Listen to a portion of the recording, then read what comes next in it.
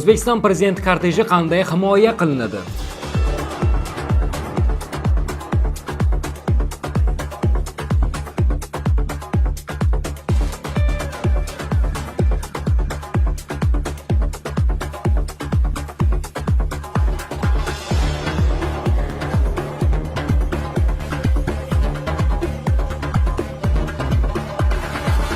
Har bir davlat rahbarining xavfsizligi bu nafaqat shaxsiy masala, balki butun mamlakat barqarorligi va siyosiy tizimning mustahkamligi bilan bog'liq. Shu sababli prezident korteji davlat xavfsizlik tizimining eng muhim halqalaridan biri hisoblanadi.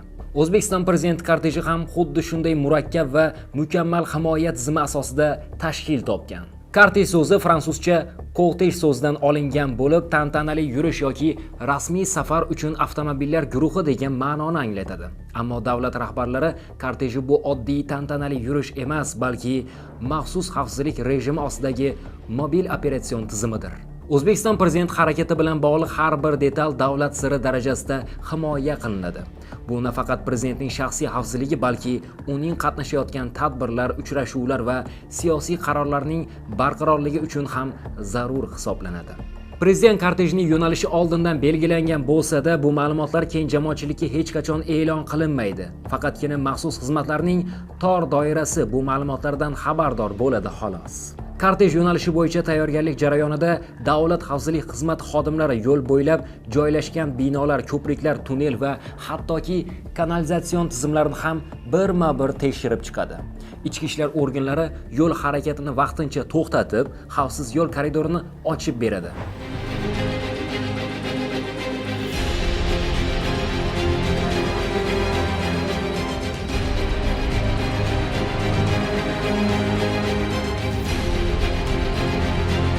Favqulodda vaziyatlar xizmati yo'l bo'ylab joylashgan xavfli inshootlar, yoqilg'i shoxobchalari, gaz tarmoqlarini nazorat ostiga oladi. Tibbiyot brigadasi va texnik yordam jamoalari harakatga tayyor holatda turadi. Barcha tayyorgarliklar yakunlangach, yo'l harakatini boshqaruvchi markazdan ruxsat beriladi va kortej harakati boshlanadi.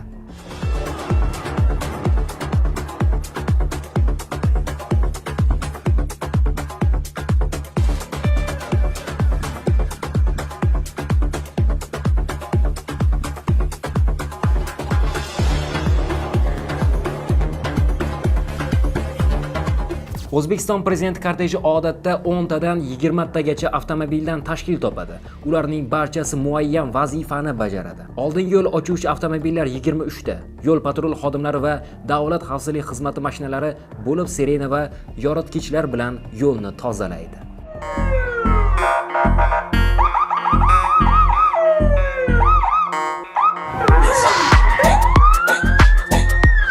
Albatta, aloqa va signal to'suvchi qurilmalar bilan jihozlangan.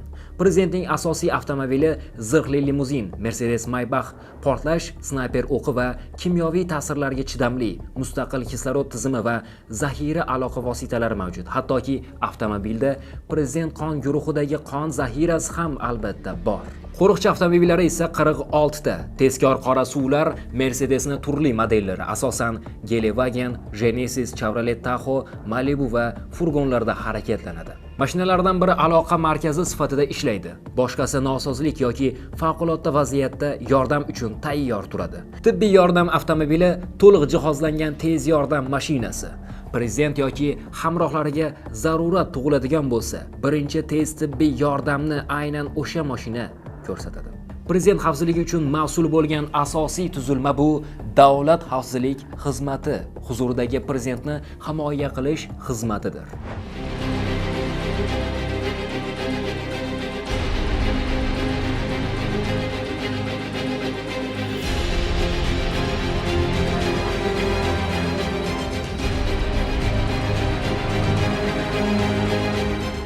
Bu maxsus tuzilma sobiq milliy xavfsizlik xizmatidan ajralib chiqqan va hozirda mustaqil tizim sifatida faoliyat yuritadi. Ularning xodimlari maxsus jangovar tayyorgarlikka ega, xorijiy tajriba almashuv dasturlarida qatnashgan, jismoniy va ruhiy tayyorgarlikning eng yuqori darajasida tayyorlangan bo'ladi.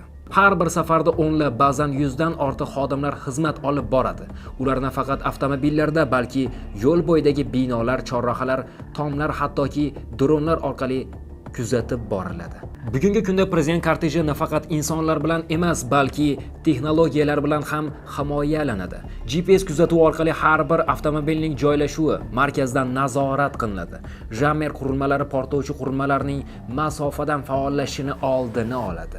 Aloqa shifrlash tizimi faqat Davlat xavfsizlik xizmati markaziga ulangan bo'lib, uni tashqaridan tinglash imkoniyati umuman yo'q. Ayrim holatlarda vertolyot yoki dronlar yuqoridan kuzatuv olib boradi.